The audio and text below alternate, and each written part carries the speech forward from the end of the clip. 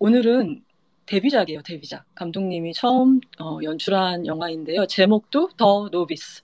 신참이란 뜻이죠. 풋내기라고 생각할 수도 있고, 뭐 신입생, 뭐 어떤 분야에 처음 들어 수습, 노비스라고 부를 수 있을 텐데요. 미국 영화예요. 그리고 장르 영화죠. 심리 스릴러인데 저는 이 영화는 스릴러라기보다는 이게 뭐 미스터리가 있거나 그런 건 아니고 서스펜스라기보다는 뭔가 강한 상황이 계속 강강 이어지고 밀어붙여지는 그런 구조를 갖고 있어서 스릴러라는 이름보다는 좀 호러적인 인상을 받았습니다. 감독님은 로렌 헤더웨이라는 분인데 이분이 스크립트도 쓰고, 그러니까 작가죠. 그리고 연출도 했어요. 그러니까 이 작가 감독이라고 할 수 있는데 우리가 오늘 랑데뷰를 예고하면서 신의 21 개정에서 언급하셨듯이 이 감독님은 원래 음향 편집자, 사운드 에디터 출신입니다. 그리고 이제 작업을 했던 영화 중에 위플래시가 있어요. 여러분들이 많이 알고 계신 데미안 셔젤 감독의 아시죠? 그 재즈 드러머, 최고의 재즈 드러머가 되기 위해서 자기를 몰아붙이는 학생과 그에게 채찍을 휘두르는 교수가 나왔던 영화, 근데 강렬한 영화였죠.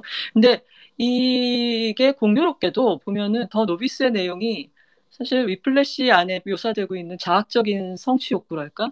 그 성취욕이 이제 도를 넘어서 자기를 해치게 되는 그런 경우와 일맥상통하가 있어요. 그래서 어떤 면에서 보면은 어, 좀 아류작 아니냐라고 얘기할 수도 있겠는데 전체적 주제의식이나 아니면 스타일이나 이런 게 매우 다르죠. 장르도 완전히 다르고요. 어, 일단 제가 호러라고 말씀드렸는데 여러분 공포 영화에는 괴물이 있잖아요. 몬스터가 있죠. 그것이 연쇄살인범일 때도 있고 좀비일 때도 있고 뱀파이어일 때도 있고 뭐 우주에서 온 문어 같은 괴물일 때도 있고 그런데 이더 노비스의 몬스터는 자기 자신이에요. 주인공 자신.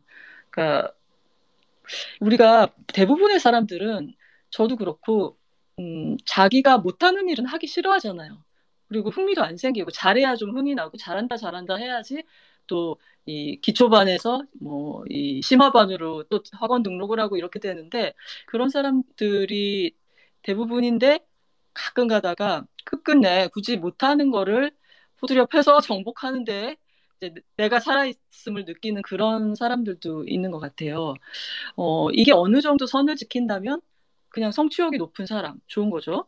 그리고 뭐, 이 구성원들한테 그 과로를 요구하는 현대사회가 굉장히 반가워하는 일꾼이겠지만, 이게 병적인 단계에 이를 수도 있는 거죠. 그래서 이 영화의 주인공, 노비스의 주인공, 신입생인 알렉스는 바로 이 병적인 단계로 넘어가 있는 경우입니다. 알렉스 역할은 이사벨 퍼만이라는 배우가 어, 연기를 정말 거의 뭐 위플래시의 주연 배우도 그랬었지만 상당히 자기 자신도 극단적인 상황과 어떤 연습과 네, 트레이닝으로 몰아붙여 가면서 연기를 할 수밖에 없는 배역이어서 그리고 또 거의 모든 장면에 출연하는 주인공이기 때문에 굉장한 짐을 짊어지고 있다고 볼 수 있는데 저는 이 배우를 잘 몰랐기 때문에 신인이라고 여겼는데 그, 이 대단한 어떤 집중력을 보여준 것 같아요. 이 배우에 대해서 혹시 다른 작품 보신 게 있나요? 두 기자 중에? 그 오펀이라는 공포 영화에서 봤었는데요. 그때는 굉장히 어린 나이에 배우가 출연을 했었기 때문에 앳된 얼굴로 출연을 했었는데 그럼에도 불구하고 그때도 굉장히 서늘한 연기를 보여주는 어떤 반전을 가진 캐릭터였는데 그때도 굉장히 집중력이 좋았고 뭔가를 해낸다는 느낌이 안으로부터 배우가 해낸다는 느낌이 드는 연기를 했던 것 같아요.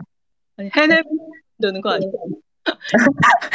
해내야 되는 거. 네네. 그렇긴 한데, 그래도 뭔가 장악하지 못하다는 느낌을 드는 연기를 하는 경우도 있는데, 이 배우는 뭔가 확실히 장악한다는 느낌이 어렸을 때부터 있었던 것 같아요. 음, 고맙습니다. 근데 이 영화를 보면 그 해낸다는 말이 상당히 무섭게 느껴지실 거예요. 이 영화를 보시고 나면은.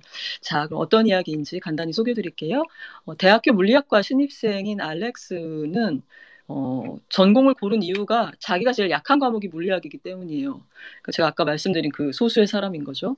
그러니까 못하는 것을 해내는데 보람을 느끼고 그냥 해내는 것만이 아니라 그중에서도 또 1등을 하는 거에서 이 존재감을 느끼고 그래야 좀 살고 있는 것 같은 그런 거죠. 그리고 그걸 못하면 어, 잠을 잘 수가 없고 굉장히 불안하고, 그러니까 요거의 그 마일드한 버전이 제가 그 이 본편 시작하기 전에 말씀드렸던 저의 그 보도블록 안 밝기, 밟으면 나쁜 일이 생겨 같은 그런 불안감일 텐데, 그거야 뭐 별로 어렵지 않은 일이지만 그냥 걸으면 되는 거니까, 이 경우에는 뭐 어떤 분야 하나에 대해서 자기를 던져가지고 경쟁해서 이겨야 되는 거니까 이 매번 쉬운 과제는 아닐 거라는 걸, 그녀가 이 알렉스가 대학에 오기까지도 상당히 고되게 살았을 거라는 거를 짐작할 수 있어요. 근데 영화는 뭐 플래시백 이런 거 없습니다. 그런 건 없고 굉장히 현재 진행형의 리듬을 갖고 있고, 그냥 알렉스가 조금 기분 좋았던 날 애인한테 예전에 있었던 일을 살짝 얘기해 줄 때, 아, 이게 오래전에 시작이 된 이 습성이구나라는 걸 우리가 짐작만 할 수 있죠. 근데 그 열심히 산 학생답게 대통령 장학금을 받고 대학에 입학을 했는데, 이제 그 사실을 주변 친구들은 그렇게 잘 알지는 못해요. 그리고 친구가 많을 타입이 아니에요. 그러니까 뭐랄까, 뭔가 모르게 약간 부담스러운 타입이랄까? 그러니까 이해는 할 수 있지만 내 친구로 받아들이기는 쉽지 않은 타입이랄까? 보시면 아세요, 영화를. 근데 우리가 처음 보는 거는 이 알렉스가 시험 보고 있는 장면이에요. 강의실에서. 근데 그것도 문제를 제일 먼저 풀었는데도 두 번, 세 번 막 이렇게, 검산을 하고 있어서, 이 친구 때문에 TA라고 하나요? 조교라고 하나요? 시험 감독 보는 선배가 집에 못 가고 있어서 약간 짜증이 나 있는 그런 걸 보게 되죠. 근데 끝나자마자 막 그 알렉스가 달려가는 그 과외 활동, 알렉스가 택한 그 동아리라고 할까요? 그런 스포츠 활동은 조정이에요, 조정. 로잉. 그래서 학교 조정 클럽에 들어가는데, 이것도 참 저는 아까 물리학도 그랬지만 아무리 봐도 이렇게 신체 조건이 막 탁월하진 않거든요. 이 노젓기 운동이잖아요. 이게 보통 근력이 있어야 되는 게 아닌데, 특별히 그렇게 이제 신체 조건이 뭐 이렇게 기골이 장대하다거나 힘이 좋아 보이지 않는데, 그리고 그거보다 이제 이건 우리 훈련하면 된다 그러지만 조정 단체 경기잖아요.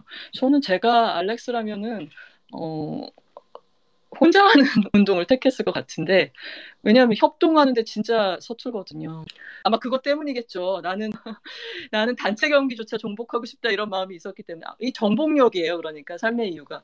그래서 아마 이런 정말 그 협동도 굉장히 그 시계초침처럼 서로 호흡이 맞아야 되는 경기인 조정 클럽에 들어간 겁니다. 근데 거기 온 친구들이 다 그런 어떤 굉장히 그 주먹을 꼭 쥐고 들어온 건 아니죠.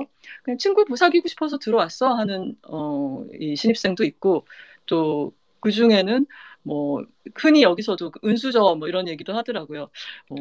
무슨 약간 여유로운 집안의 자제로서 이겨보려고 이런 스포츠를 택한, 쌍류층 스포츠를 택한 것 같은 그런 학생도 있고, 또 그 중에는 체육장 학생을 노리고 있는 친구도 있어요. 근데 사실 알렉스는 이미 제가 대통령 장학생이라고 했잖아요. 그러니까 풀 스칼라십이 있는 건데, 그의 목표는 정말 순수한 거죠. 그러니까 여기서도 1등이 되는 거. 그래서 이 신입생의, 이 프레시맨의 대학 생활을 보면 대학 생활 전반 중에서 등수를 매길 수 있는 분야, 성취를 금방 눈에 띄게 그러니까 볼 수 있는, 눈으로 볼 수 있는 그런 분야가 아닌 캠퍼스 라이프는 알렉스의 관심사가 아니에요. 근데 그렇다고 해서 그것도 남들이 하는 걸 안 하는 거는 싫은 거예요. 그래서 어떻게 하냐면 우리가 옛날에 어렸을 때 놀 때 야도 뭐 이런 거 있잖아요. 그냥 여기 나도 그냥 눈도장, 발도장 찍었다 하는 식으로 그러니까 가령 파티에 간다거나 뭐 남학생하고 원나잇 스탠드를 한다거나 이런 거는 하고 싶어서가 아니라 그냥 남들 하는 거 의무 방어하듯이, 나도 못 해봤다는 소리 하기 싫기 때문에 해봤다는 흔적 정도를 남기기 위해서 대충대충 해치워요. 그냥 해치워요. 그리고 이제 그 학업과 그다음에 조정에 집중을 하는 거죠. 근데 조정은 이게 스포츠이기 때문에 아무래도 타고난 재능 이런 것도 큰 변수가 되겠죠. 그래서 누구보다도 열심히 하는 이 초심자인 알렉스는 그에게 가장 큰 맞수가 누가 되냐면, 소질이 있고 체육장 학생이 되려고 여기 들어온, 그러니까 꽤나 진지한 거죠. 다른 친구들보다는. 제이미라는 또 여자고, 제이미 여기는 이제 여성 조종 클럽인 거죠. 학교 자체도 그렇고. 그래서 이 제이미라는 친구가 되는 거예요. 근데 하나는 열심히 하고 하나는 재능이 있어서 알렉스와 제이미가 이 신참팀, 노비스 팀 말고 바시티라고 하죠. 미국의 그 학교 스포츠에서 대표팀을. 그래서 바시티 팀에 둘이 뽑혀가게 돼요. 그러면서 둘이 보내는 시간이 많아지면서 이 제이미는 굉장히 통도 크고 어, 쫄지 않고 좀 자연스럽게 살아가는 아이예요. 그러니까 이 제이미는 근데 이 알렉스가 이미 장학생이라는 건 모르고 어, 우리는 저렇게 팔자 좋은 애들하고는 다르잖아 하면서 자기랑 같은 상황에서 알렉스가 조정을 열심히 한다고 생각을 하고 친근하게 여기죠, 처음에는. 그런데 알고 보니까 이제 알렉스는 그보다 더한 장학금을 받고 있는 학생이었고, 그런데 그냥 이 알렉스가 강박으로 이렇게 열심히 한다는 걸 이해하기는 쉽지 않은 거죠, 제이미 입장에서는. 그래서 둘이 경쟁 관계에 돌입하면서 점점 사이는 소원해지고, 그러면은 이 조종이 단체 경기잖아요.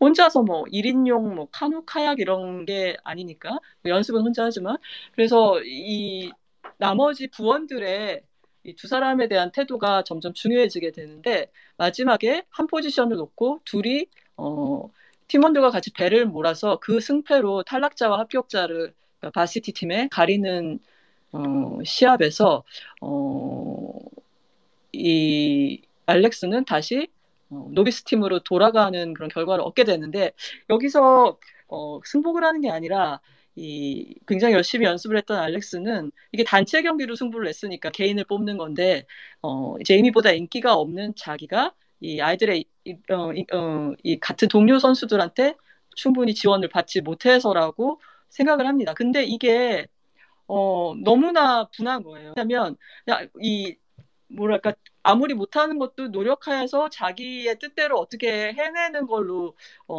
잠을 줄이고 뭐 상처를 부상을 입고 이러는 걸로 밀어붙여 왔는데, 이게 개인의 의지로 어쩔 수 없는 부분인 거잖아요. 다른 사람들의 도움이라는 거는. 그러니까 너무너무 분한 거죠. 그러니까 거기서 그냥 폭발해 버리면서 이 그녀의 강박은 자해로, 그리고 이 손바닥의 상처는 제대로 치료되지 않으면서, 그게 치료가 안 되는 게 쉬고 치료를 해야 되는데 연습을 계속 하니까 쉬지 않고 터지는 거고, 감염이 점점 더 넓은 부위로 퍼져 나가는 거죠. 그래서 잠시 알렉스 곁에 머물렀던 대학 가서 사귄 애인도 이런 그 알렉스에게 점점 더 좌절을 느끼게 됩니다. 이 정도까지 얘기를 하면 어떨까 싶고요.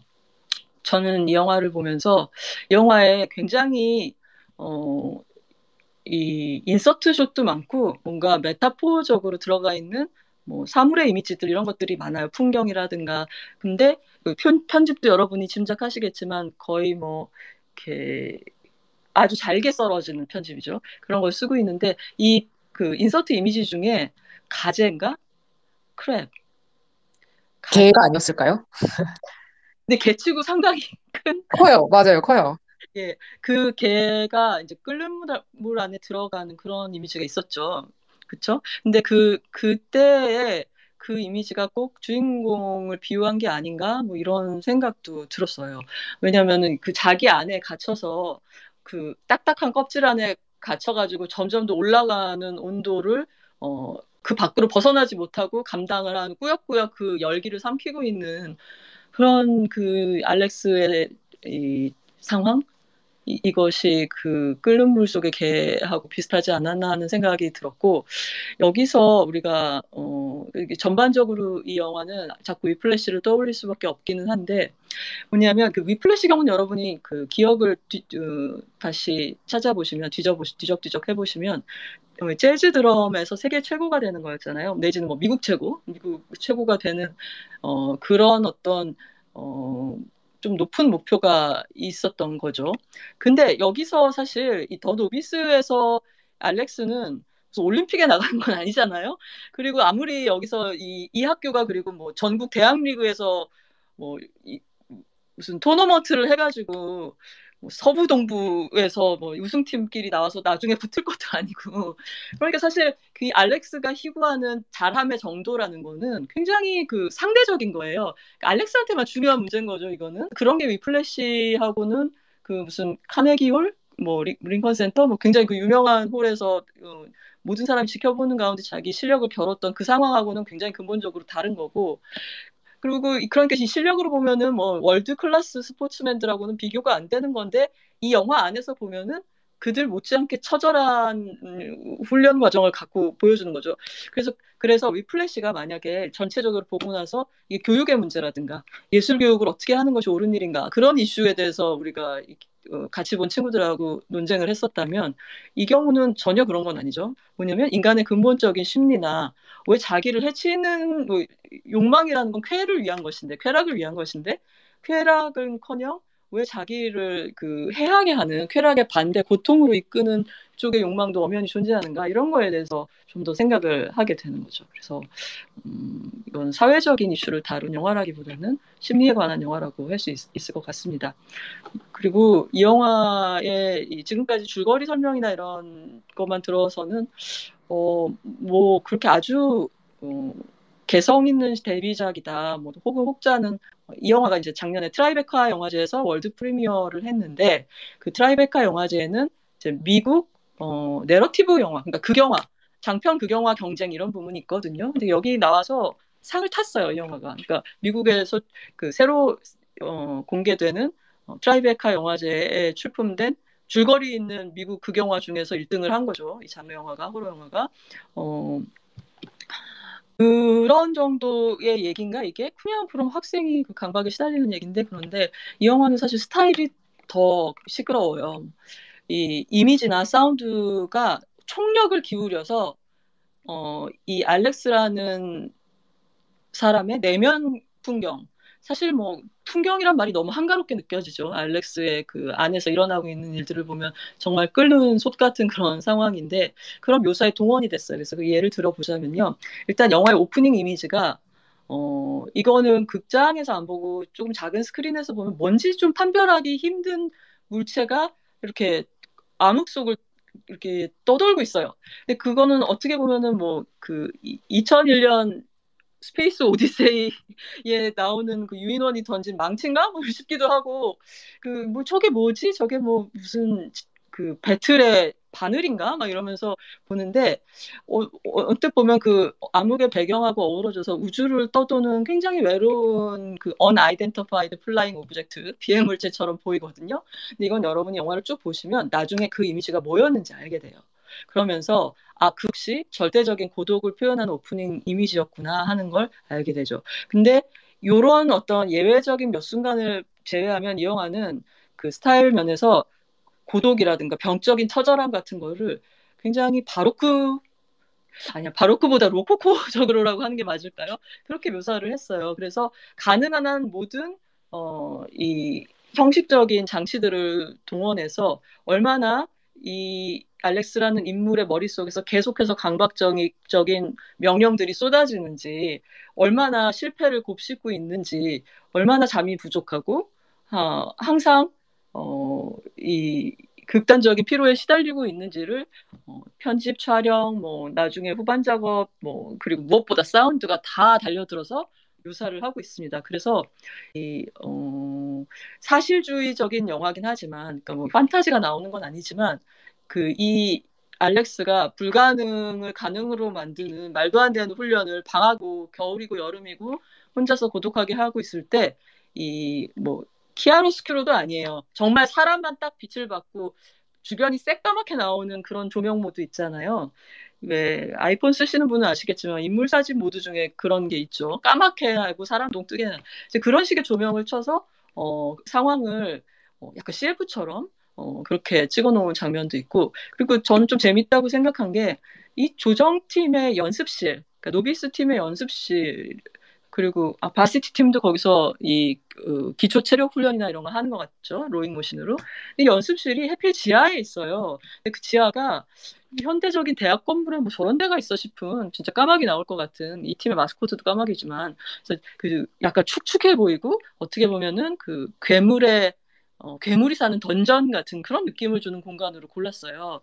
그래서 그런 것도 아마 이 알렉스라는 인물이 이 조정 연습을 할 때 처해 있는 마음의 상태 같은 거를 느끼게 하기 위해서 일부러 이렇게 어둡고 축축한 곳을 연습실로, 우리가 흔히 생각하는 대학 체육 체육 클럽의 연습실 하면 연상되는 그런 피트니스 룸이나 그런 그 로커룸하고는 정말 다른 왜 저런 데서 연습을 하나 싶은 그런 공간이거든요.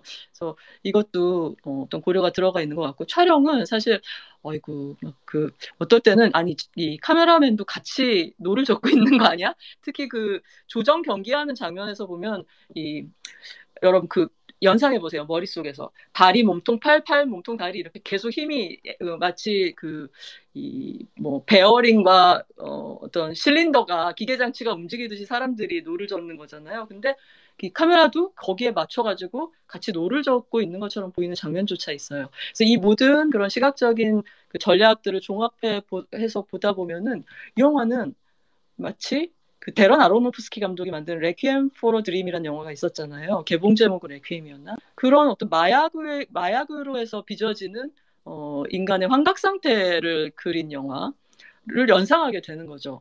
그만큼 마약을 하는 건 아닌데 여기서 이제 엔돌핀이 마약이라고 우리가 또 이렇게 농담 반 얘기할 때가 있잖아요. 달리기를 해도 러너스 하이라는 게 오고 수영을 해도 스위머스 하이라고 해서 그 엔돌핀, 도파민 뭐 이런 것들이 분비되면은 피로나 통증을 못 느껴서 자기 자신을 한계보다 더 밀어붙이게 되는 그런 일이 발생한다고 하지요.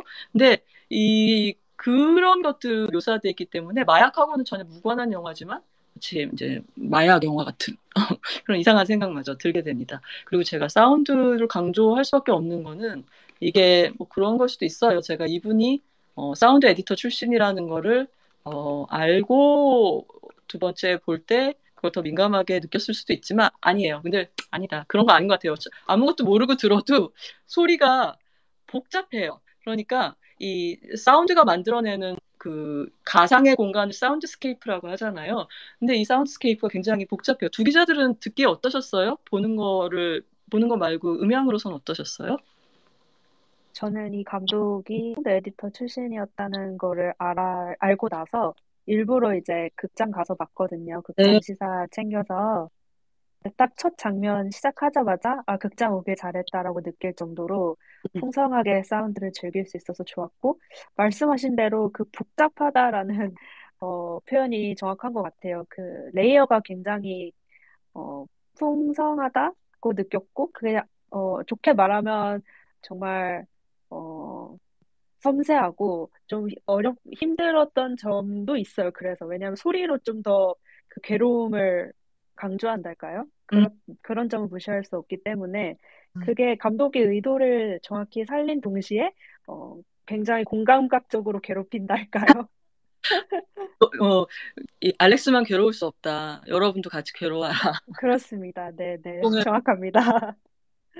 그렇군요. 근데 이게 뭐 약간 신인 감독의 의욕 과잉으로 느껴질 수도 있어요. 그 모든 요소들이 날 좀 봐달라고 주목해달라고 아우성을 치면은 이게 그런 것들이 완급 없이 계속될 경우에 오히려 영화를 보는 입장에서는 둔감화 현상이 나타날 수가 있거든요. 그래서 글쎄 이거는 이 영화에 대해서 호가 갈리는 가장 큰 이유이기도 할 것 같아요. 근데 이게 이분의 필모그래피를 좀 보니까 또 그냥 사운드 에디팅을 한 게 아니라 또 사운드 에디팅을 맡은 영화들이 예사롭지가 않아요.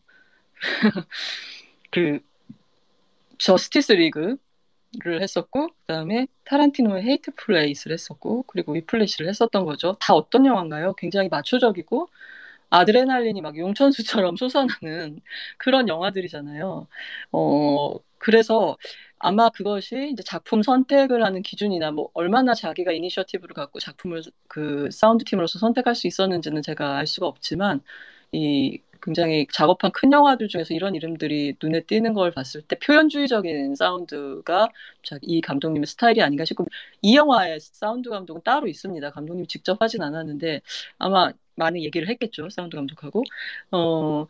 뭐, 구체적으로 들어가면 사운드를 어떻게 썼냐면, 뭐, 음향과 음악이 구분이 안 되는 영화 음악, 뭐, 영화 사운드 이런 게 좀 유행인 것 같긴 한데, 여기서도 뭐 굉장히 평이하고 밝은 음악이 점점 더 음향으로 이렇게 분화가 되면서, 그러니까 막 그 분열이 되면서 괴기한 느낌을 준다거나, 그 음악일 때는 괜찮았는데, 그게 끝이 막 그 갈라지면서 이상한 음향으로 이렇게 부서져 나가는 것 같은 그런 느낌을 주는 때도 있고, 또 매우 잘 알려진 굉장히 오래된 우리 어머니의 어머니 때부터 알고 있는 태평한 멜로디의 미국 팝송을 굉장히 역설적인 상황에서 써가지고 영화를 보다가 굉장히 쎄한 느낌이 들게 하고, 그다음에 아주 중요하게 초반에 쓴 게 이 알렉스라는 사람이 머릿속에서 계속 소리가 들리는 사람이라는 걸 표현을 해줘요.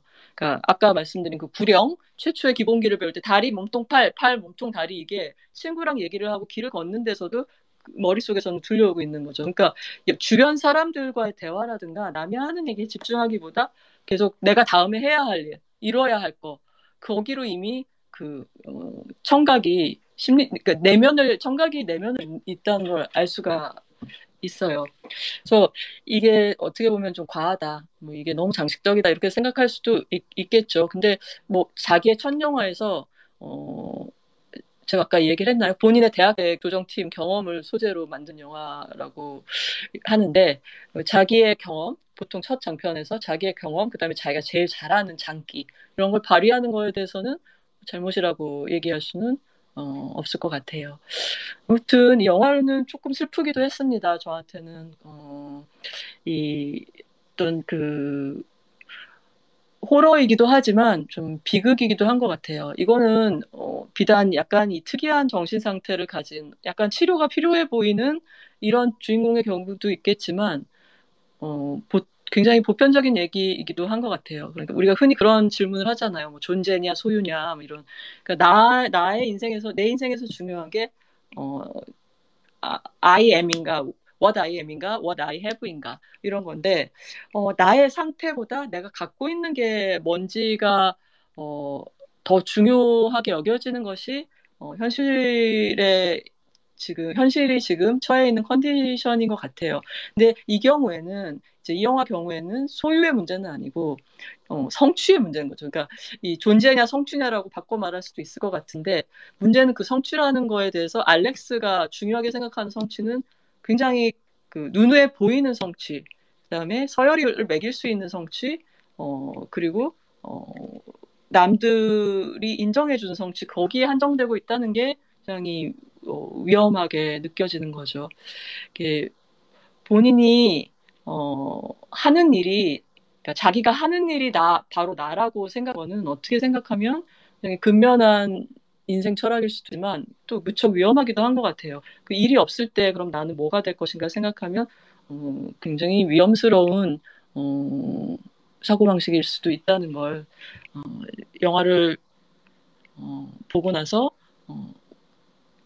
제 내면을 들여다보면서 느꼈습니다. 근데 이 영화는 보면서 내 내면을 들여다보기는 어려운 영화예요. 그냥 말씀대로 온 이미지와 사운드가 아우성을 치고 뭔가를 해내려고 하고 있기 때문입니다. 자, 이쯤에서 제가 소개드리는 그 더 노비스 얘기는 마무리 지을까 싶은데요. 두 분이 좀 보태고 싶은 말씀이 있지 않을까. 어떠세요? 노비스에 대해서 좀 부정적인 생각도 좋고요.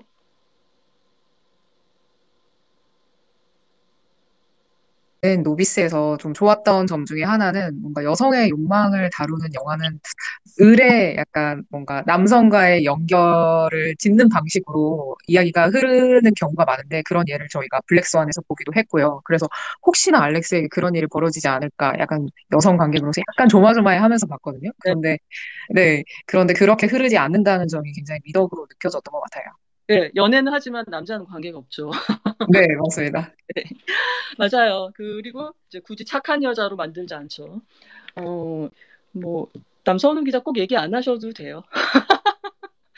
아니요, 저 방금 동민 우리가 지금 기자가 압박을 갖지 말자 이런 얘기잖아. 그러니까. 네, 방금 동민 기자가 했던 얘기가 이제 저도 공감이 됐던 게 사실 이제 영화 안 보신 분들은 살짝 무슨 얘기지 오해하실 수도 있는데 그 조정부 코치 선생님이 등장하잖아요. 네.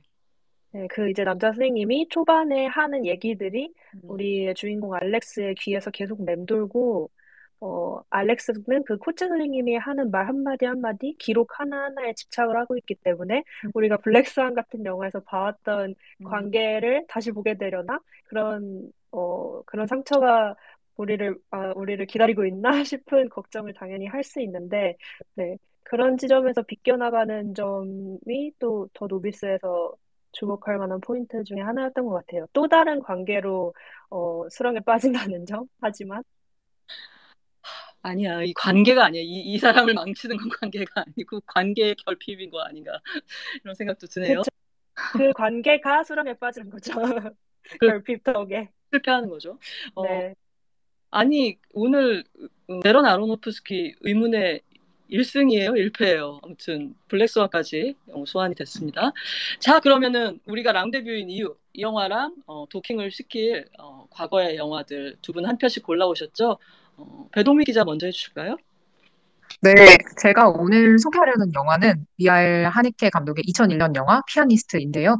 국내에서는 2002년에 피아노 선생이라는 제목으로 개봉을 했었고, 2016년에 다시 피아니스트라는 제목으로 재개봉한 작품인데요. 지금 프랑스 칸에서 칸 국제영화제가 열리고 있잖아요.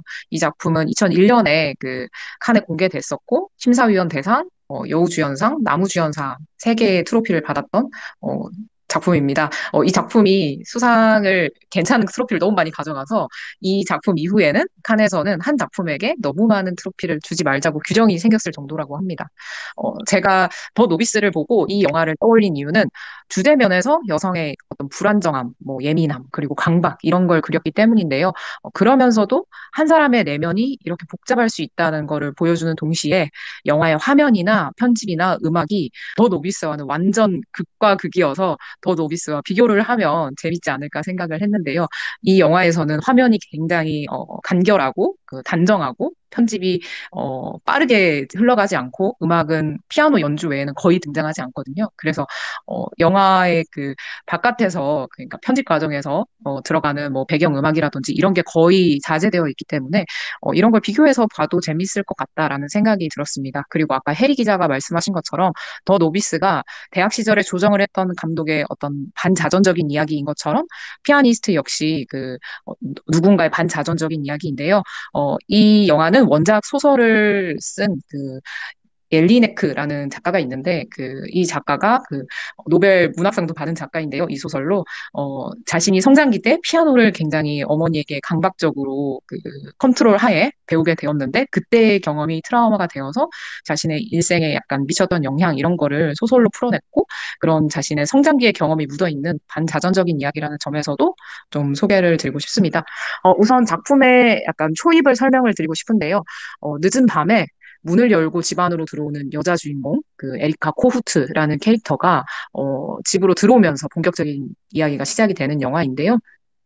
이자벨 위페르, 많은 분들이 아시는 배우가 연기하는 주인공 에리카라는 캐릭터는, 영어로는 컨서버토리라고 하죠. 음악원, 뭐 음악학교 이렇게 번역이 되는데 빈의 음악원에서 제자들에게 피아노를 가르치고 있는 교수입니다.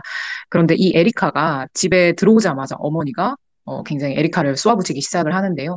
뭐 어딜 다녀왔느냐, 이미 레슨이 한참 전에 끝났는데 왜 이제 오느냐, 뭐 이렇게 꼬치꼬치 캐묻기 시작하는데 에리카가 산책을 다녀왔다라고 대답을 합니다.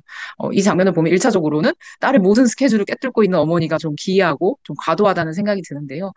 그런 다음에 이 어머니가 점점 딸에게 집착을 하면서 네가 지금 거짓말을 하고 있다라고 비난을 퍼부으면서 가방을 뒤지기 시작하는 거예요. 그러면서 에리카가 마침 상우 원피스가 하나 있었는데 그걸 보고 성을 내면서 뭐 이런 옷을 너의 나이에 입을 수 있을 것 같으냐 뭐 이런 식으로 모욕적인 발언을 하기도 합니다. 그런데 영화를 보시면 알겠지만 이자벨 위페르가 40대 후반에 이 연기를 했거든요. 그러니까 40대 여성에게 몇 시에 귀가할지 또 뭐 어떤 옷을 입을지에 대해서 결정할 수 있는 나이임에도 불구하고 어머니가 엄청난 모욕을 주면서 딸의 가방을 수색을 하는 장면인 거죠. 그래서 사람의 재밌죠. 그러니까 네네. 어머니하고 딸 사이의 권력 관계가 우리가 생각하는 권력 관계하고 완전히 다른 관계를 갖고 있다는 걸 둘이 몸싸움까지 하면서 싸웠던 걸로 저는 기억해요. 네, 맞아요. 머리끄댕이를 잡고 이제 서로 싸우기 시작하는데 서로를 모욕하면서 막 싸우는 걸 보는데 심상치 않다는 거예요. 그쵸. 심상치 않다. 이 문을 열고 들어갔던 이 집이 심상치 않구나. 이런 걸 보여주는데, 이렇게 간단치 않은 이 에리카의 내면을 영화가 점점 더 깊이 탐구하기 시작하는데요.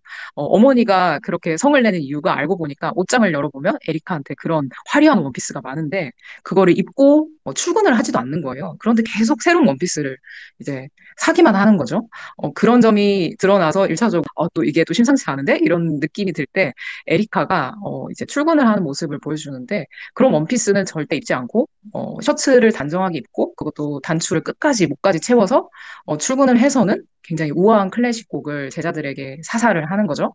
그런데 이 에리카가 해가 지고 나면 도시를 배회하기 시작합니다. 그러면서 뭐 포르노 비디오를 주로 빌려주는 그런 장소에 가서 그것도 여성 홀로 가서 포르노를 자기가 직접 고르고 그걸 보고 그리고 자동차 극장에 찾아가서 뭐 약간 주머니 사정이 좋지 않은 그런 커플들이 그 자동차 극장에서 은밀한 시간을 가지는 커플이 있다면 있는지 없는지 그걸 약간 몰래 쳐다보기도 하고 그러는데 굉장히 놀라운 건 조마조마하는 기색이 없다는 거예요. 그리고 굉장히 익숙하게 행동을 하는 거죠. 그래서 더 노비스에서 알렉스의 강박이 약간 초조해하는 모습 그런 모습이라면 에리카는 그 단계를 이미 지난 것 같이 보이는 처음 그런 행동을 하는 게 아니라 이미 익숙한 상태인 것으로 나타나거든요. 그래서 비디오 방에 가서 아무렇지 않게 가서 고르고 자신을 쳐다보는 기이하게 쳐다보는 남성들의 시선을 피하지 않고 그 시선에 딱 마주 본다던가 이렇게 하는 모습이 등장을 하는데요. 어, 이 사람의 그냥 기이한 모습만 보여주는 게 끝나지 않고 떤 남성이 에리카에게 다가오기 시작을 합니다. 에리카가 음악 연주회에서 발터 클레메라는 그 금발의 잘생긴 전기공학도 전공생을 만나는데요. 이 사람이 아마추어이긴 하지만 피아노 연주 실력이 꽤 뛰어난 그 청년인데 에리카의 연주를 보고 난 뒤에 이 청년이 그 에리카에게 반해서 에리카한테 마음을 막 표현하기 시작하는 거예요. 근데 한 가지 아셔야 할 게 미하엘 하네케 감독의 영화에서 젊고 잘생긴 남자가 나온다. 근데 이 사람 처음엔 친절해 보인다라고 생각을 하면 일단 긴장을 하셔야 되는데요. 그 퍼니 게임을 보신 분들은 알겠지만 친절해 보이는 젊은 남성이 어떤 호의를 작은 걸 요구하는데 그걸 들어주게 되면 점점 더 많은 걸 요구하면서 폭력적인 양상을 띠게 되거든요. 그래서 발터도 이런 하네케 감독의 젊은 남성 캐릭터의 범죄에 완벽히 들어가는 인물인데 에리카에게 처음에는 적극도 다가와서 이렇게 자신의 자리를 내달라, 뭐 자기의 곁을 내달라라고 이렇게 매달리기 시작을 하는데 에리카는 당연히 처음에 차갑게 대합니다. 하지만 나이 차이도 많이 나고요. 하지만 에리카가 음악인이기 때문에 또 음악을 사랑하기 때문에 발터가 가지고 있는 부인할 수 없는 재능, 피아노를 치는 재능, 그리고 그 재능이 빚어내는 매력을 아무래도 높이 사게 되고 또 흔들리게 되는데요. 그러면서 그 발터에게 자신의 그 모습을 조금씩 보여주기 시작하면서 억눌렸던 욕구나 뭐 관음증적인 성향 이런 거를 발터에게 조금씩 이야기를 하고 그리고 요구하기 시작합니다. 그래서 처음에는 이런 모습을 알게 되고 발터도 놀라게 되는데요. 하지만 그 하네케의 젊은 남성 캐릭터 그 범주에 속하는 다른 캐릭터들처럼 점점 더 발터도 폭력적인 모습을 보이면서 두 사람의 관계가 점점 복잡해지고요. 그러면서 궁극적으로는 여성의 욕망이라는 것이 쉽사리 어떤 해소되는 국면을 맞이하지 않는다라는 것을 보여줍니다. 그 피아니스트는 그 에리카의 도착적인 모습을 보여주지만 절대 과장하거나 뭐 그런 모습이 없어요. 과장된 템포로 묘사하지 않고 단정한 프레이밍도 그렇고 편집법도 굉장히 충분히 시간을 가지고 인물을 보여주고 컷이 되기 때문에 빠르지 않다는 느낌이고요. 그리고 아까 말씀드린 것처럼 연주 장면을 빼고는 음악이 전혀 사용되지 않는 건조한 문법을 쓰고 있고 영화가 끝나고 나면 엔딩 타이틀이 뜰 때까지도 그 많은 쭉 영화에 참여한 사람들의 이름이 뜰 때까지도 음악이 전혀 들리지 않는다는 점이 굉장히 특징적이고요. 그런데도 신기한 거는 이 영화를 보고 있으면 에리카의 이 내면 속에 자리한 어두움이나 또 마조이즘적인 면모가 강조를 하는 것 같지 않은데 대단히 크게 다가오거든요. 이런 영화의 문법에 주목해서 보셔도 재밌을 것 같고 또 한 가지 재밌는 점은 이 영화가 문의 영화라는 점인데요. 도어, 문, 네, 문의 영화라는 점인데 앞서서 에릭 어떤 문을 열고 집으로 들어와서 그 본격적인 이야기가 시작된다고 말씀을 드렸는데 마지막 장면 역시 에리카가 어떤 문을 열고 거리로 나가는 장면으로 끝이 나거든요.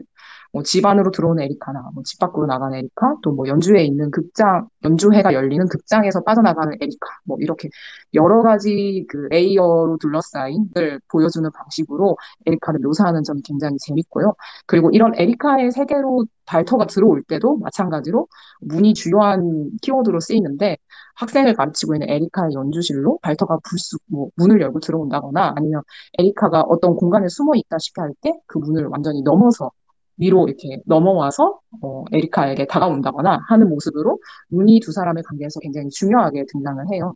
어떻게 보면 문이 어떤 공간과 공간을 들어갈 수 있고 나갈 수 있게 만들어주는 물리적인 장치잖아요. 그런 점에서 뭐 공간에 따라서 어떤 사람들의 성향이 그 같은 사람일지라도 친구들과의 공간에서는 다른 모습, 뭐 가족에게 보여주는 모습은 또 다른 모습, 또 어떤 해방의 공간에서는 또 다른 모습을 보여주는 인간 누구나의 모습인 것 같기도 하고, 또 문을 어떤 메타포로 생각을 한다면 누구나에게나 그 내면에는 좀 타인에게 보여주고 싶지 않은 어떤 좀 아름답지 못한 면이 있고, 다들 좀 그런 문을 열지 않았을 뿐이지, 내면에는 좀 도착적이고, 좀 약간 강박적이고 기이한 면이 있을 수 있다라는 걸 좀 해석해 볼 수 있는 메타포로 문이 또 사용된 게 아닌가 생각이 듭니다.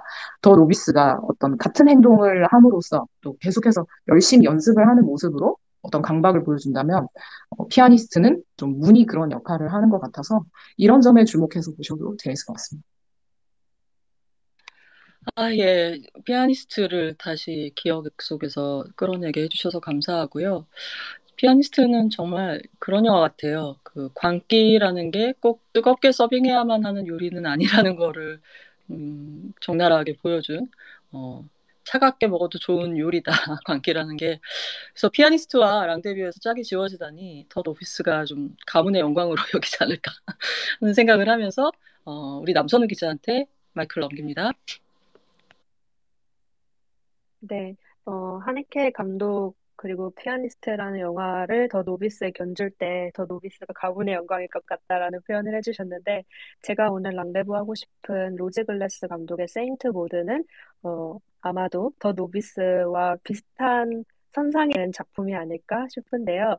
왜냐하면 이 작품 또한 감독의 데뷔작이고 데뷔작으로 주목을 받았고 제가 지금까지 랑데부에서 이야기한 작품 중에 가장 최근작이에요. 2019년 팬데믹 이전에 영화가 찍어졌고요. 공개된 것은 2020년, 21년 이렇게 영국과 북미에서 공개가 됐습니다. 사실 저는 이 영화를 처음 접한 게 그 A24 분들이 사랑하는 제작사이자 배급사인데 그곳에서 그 유튜브 채널도 운영하고 있어요. 그래서 유튜브 채널에 어, A24 트레일러들이 이제 올라오는데 그때 트레일러로 이 작품을 먼저 접하고 굉장히 반했어요. 왜냐하면 그 예고편을 보시게 되면 여러분이 지금 검색하셔도 보실 수 있는데요. 예고편에 렐리 씨의 All the Good Girls Go to Hell이라는 노래가 흐릅니다. 그 박자에 맞춰서 주인공인 모두의 행적들이 짧게 짧게 펼쳐지게 되는데 그 호흡이 너무 매력적이라서 이 영화를 기대했습니다. 그래서 언제 개봉하나 봤는데 결국 국내에서는 개봉하지 못했고요. 얼마 전에 이제 넷플릭스를 통해서 국내 관객분들도 로즈 밸리스 감독의 세인트 모드를 보실 수 있게 됐습니다. 그래서 저도 넷플릭스 통해서 이 작품을 봤고요. VOD 다운로드도 하실 수 있는 걸로 알고 있습니다. 아마도 이 로즈 글래스 감독의 이름을 많은 분들이 낯설게 느끼실 텐데요. 그래도 뭔가 익숙한데 싶으신 분들 계시다면 봉준호 감독이 객원 편집자로 참여했던 사이트 앤 사운드 2020년 특집화 한 권 있는데 그 잡지에서 봉준호 감독이 앞으로가 기대되는 20명의 신인 감독들을 거명했었거든요. 그때 하마구치 류스케나 뭐 제니퍼 켄트 그리고 조던 필, 윤가은 감독, 클로이 자오 감독과 같이 호명이 됐던 감독이 바로 로즈 글래스입니다. 네, 감독님에 대한 소개는 이쯤으로 하고요. 작품 소개를 하겠습니다. 제가 이 작품을 고른 결정적인 이유는 그 강박이라는 소재를 다루고 있다는 점도 물론 있지만 그 편집 스타일 때문에 골랐어요. 어, 지금 제 목소리가 안 들린다고 하시는 분들이 있는데 계속 해도 될까요? 저는 들리는데요. 안 들리시는 분들 뭐를 좀 손을 흔들어 당근은 아니고 여기 이모티콘 손을 흔들어 달라고 해야 되나요? 근데 손을 흔드셔도 우리가 방법이 있나요? 그냥 일단 계속 해보도록 하죠. 저나 또 제가 지금 연결돼 있는 몇 분은 들린다고 하시네요. 네, 알겠습니다. 괜히 혹시 혼자 계속 떠드는 건가 싶어서 여쭤봤고요. 네, 이어가자면, 이 더 노비스 아까 음향과 편집 그리고 촬영이 굉장히 돋보인다고 해리 기자가 말씀해 주셨는데, 저는 이 세인트 모드 보면서 그걸 느꼈어요. 저비용 고효율의 끝판왕이다. 사실 많은 호러 장르들이 그런 식으로 감독의 기량을 발휘하기에 적합한 장르라고들 알고 계실 텐데요. 인서트 컷 굉장히 많고요. 점프 컷 상당합니다. 그리고 컷이 넘어갈 때마다 이 사운드 조절해서 인물의 심경을 대변한다고나 할까요? 그런 점에서 그 눈과 귀를 크게 뜨고 보셔야지 그 속도감에 익숙해지실 작품이 또 바로 세인트 모드입니다. 두 그럼 분, 네, 그 두 감독님 만나게 해드리고 싶네요. 네, 두 분이 굉장히 통할 것 같아요. 네, 그런 생각이 드는데, 저도 그래서 작품 편집 누가 했나 찾아봤는데, 마크 타운스라는 편집 감독이 이 작품을 만졌더라고요. 그분은 이제 단편 영화나 TV 다큐멘터리 위주로 활동을 해왔는데, 장편 편집한 그 필모를 보니까 또 재밌습니다. 뭐, 넷플릭스에서 보셨을 더 리추얼이나 추조 다이 같은 호러 스릴러 작품 위주로 편집을 해오신 분이고요. 아마존 다큐로 많은 분들이 접하셨을 뭐 아니면 또 토트넘 호스퍼의 에피소드도 이분이 편집을 하셨다고 해요. 그래서 뭐 스포츠라든지 서스펜스, 스릴러 장르에서 장기를 발휘한 편집 감독의 공이 컸다는 생각이 듭니다. 네, 그럼 도대체 어떤 스토리길래 이런 편집을 자랑할까 궁금하실 텐데요. 제목대로 주인공은 모드라는 여성입니다. 이 모드는 병원에서 일을 했다는 사실이 알려져 있는데 지금은 어느 곳에 소속되어서 일하지는 않고 개인적으로 간병인으로 일하고 있습니다. 그래서 프리랜서 간병인이라고 설명할 수 있겠죠. 그래서 이 모드에게 지금 이 영화 속에서 막 모드가 만나게 되는 환자는 어, 호스피스 병동 여러분들 들어보셨을 거예요. 이제 죽음이 너무나 가까워져 있어서 병원에서 따로 손을 쓸 수는 없는 상태의 환자들을 이제 호스피스에서 생을 이제 정리하게 되는데요. 네. 음, 네, 모두가 호스피스 병동에서 나온 무용수 아만다를 간병하게 되는 것입니다. 그래서 이 음. 아만다라는 무용수 한때 굉장히 잘 나갔었고, 영화 속에서 묘사되는 것으로는 뭔가 굉장히 전위적인 예술 스타일을 가지고 있었던 무용수 같아요. 그래서 그 무용수의 집으로 모두가 가서 간병을 하면서 영화가 시작됩니다. 그런데 이 모두에게는 어떤 문제가 있느냐 어떤 트라우마에 시달리고 있는 것 같아요. 영화가 그것이 뭔지는 정확하게 설명하기보다는 파편적으로 나열해 주는데, 그 트라우마의 결과로 인해서 이 모드는 어, 기독교 신앙에 굉장히 집착하게 됩니다. 그래서 항상 십자가를 가까이 하면서 신의 뜻에 자기가 충실해야 한다, 이런 믿음으로 가득 차 있어요. 모드는 이런 기독교 신앙에 본인만 미쳐 있는 것뿐만이 아니라 주변 사람들도 그 믿음에 동조하기를 당연히 바라고 있죠. 그래서 그래서 자연스럽게, 네. 그래서 제목이 성인, 성녀 모두군요. 아, 그렇습니다. 맞습니다. 본인이 이제 스스로 성자가 되어가는 모두의 모습을 영화에서 보실 수 있는데, 여러분 당연히 예상하시다시피 본인이 간병하는 이 무용수 아만다에게도 모두는 믿음을 전하고 싶죠. 근데 이게 전도가 잘 이루어진다면 영화가 되지 않았겠죠. 이 모두는 아만다의 그런 행실을 굉장히 못마땅해 하는데, 제가 아까 굉장히 전위적인 예술을 했던 사람이 아만다인데, 그런 예술 스타일이 생활에도 고스란히 반영이 돼서 뭔가 모두의 눈에는 그 아만다가 굉장히 향락을 즐기고 성적으로 자유분방한 여성으로 보였던 거예요.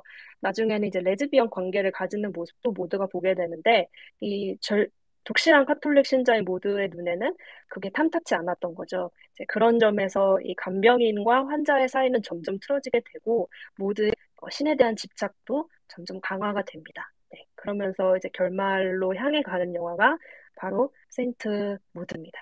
네, 여기까지 설명을 잠시 드렸는데, 네. 음, 저는 이 모드라는 캐릭터가 더 노비스의 알렉스와 좀 닮아 있다고 느꼈어요. 둘 다 파리한 인상의 젊성이라는 점도 동일하고, 주변에 친구도 없고요. 그리고 친구가 있다고 해도 어, 이 주인공을 잠시 걱정해주고 나가는 정도이지 그 친구의 말을 우리 주인공들은 절대 듣지 않죠. 오직 이 주인공들은 자기 안의 목소리만 듣는 것 같아요.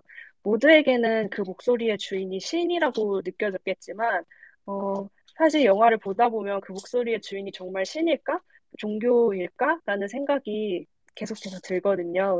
이 모두가 왜 그런 믿음을 가지게 됐는지 영화가 굉장히 분명하게 보여주고 있지는 않지만 그 점도 어쩐지 더 노비스와 닮아있다는 생각을 했어요. 우리는 이런 강박적인 인물을 볼 때 자꾸 왜라고 묻게 되는데 저는 강박에는 이유를 댈 수 없다고 생각하는 쪽이거든요. 하나의 질병처럼 느껴졌고, 어, 그래서 이 영화 더 노비스 그리고 세인트 모드에서 그 점을 오히려 클리어하게 보여주지 않는 게 저는 더 사실적으로 느껴졌거든요. 그런 점에 혹시 동의를 하시는 분이 계시다면 세인트 모드, 더 노비스 더 재밌게 보시지 않을까 싶습니다. 아, 예, 알겠습니다. 그러고 보니 그 비슷한 점이 있네요. 자세히는 말씀드리지 않았지만, 알렉스도 주변에 당연히 릴렉스 해라, 뭐, 슬로우 다운 해라, 라고 말하는 조언자가 넘치잖아요. 근데 절대로 듣지 않죠. 오히려 그런 말을 하는 사람은 자기의 인간관계망에서 바로 아웃시켜버리는, 그렇게, 그렇게 풍성하지도 않은 네트워크에서 아웃시켜버리는 그런 모습을 보였었죠. 세인트 무드라는 넷플릭스 구독자 여러분은 시간만 내시면은 바로 볼 수 있다고 하니까, 특별히 신경쇠약 직장의 여자라는 테마로 몇 편의 영화 드라마를 연달아 보실 계획이 있으시다면 좋은 후보작이 될 것 같습니다. 제가 예, 하나만 말씀하세요. 더 이야기해도 될까요? 그럼요. 네, 저는 더 노비스 극장에서 보고, 아, 또 미덕이다라고 느꼈던 점이 짧은 러닝타임이거든요. 요즘 보호자 이걸 기자들, 얘기하면 이걸 더 네, 요즘 기자들 만나면 그런 얘기 많이 하지 않나요? 극장 영화가 되게 길어진 것 같다. 괜찮아요. 이런 푸념들을 하곤 하는데 90분 내외로 하고자 하는 얘기를 단박에 끝낼 줄 아는 것도 신인 감독의 패기가 느껴지는 부분이었고요. 네. 마찬가지로 세인트 모드도 84분에 여러분들을 엔딩까지 모십니다. 홈쇼핑이에요. 근데 엔딩까지 모시고요. 그리고 이 로즈 글래스 감독 차기작이 굉장히 흥미로워서 같이 마지막으로 전해드릴까 해요. 올해 4월에 기사가 네. 났더라고요. Love Lies Bleeding이라는 제목의 차기작을 A24와 마찬가지로 준비 중이고요. 크리스틴 스튜어트가 주연으로 나선다고 합니다.